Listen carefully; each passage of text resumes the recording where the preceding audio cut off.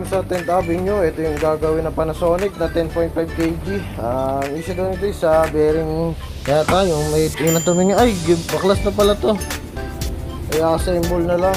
Tapos tignan ko ano talaga totally sira, damage dito. Ayan, tanong mo na. Sin na sila ma'am and sir. Gawin na raw tong unit dahil hindi kami nagbaklas nito. Panasonic Service Center ang gumawa nito ngayon. Tinlining lang. Tapos nung paglining, ayan ang nangyari. Hindi nila pinalitan ng bearing. Tumagas yung tubig doon sa bearing kaya umingay yung unit. Ngayon, iniwan na lang ng ganito na nakabaklas. Kami na lang magbobuo at magsisiyas na namin yung gawa ng service center. Ngayon ako nagagawa nito para bumalik sa dati. Ayan, kami nagagawa para maging ayos yung unit ulit nila ma'am at nila sir. Ayan, baklas muna kami.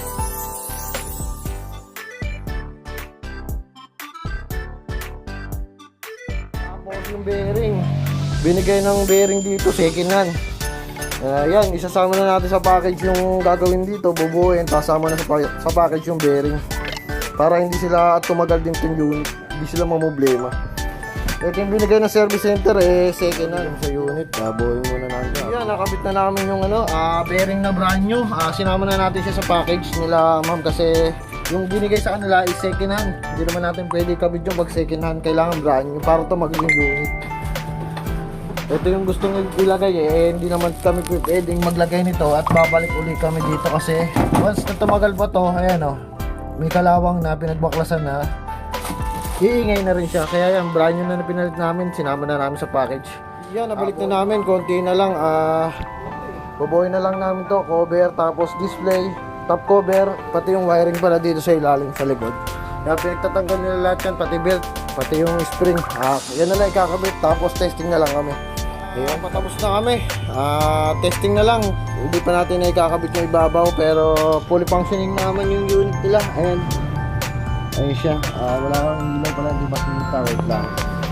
Ayan.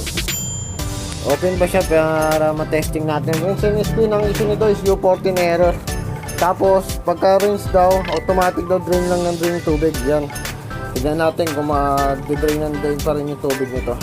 Fully functioning naman yung unit. Ayun, high speed na, wala na kaingay-ingay.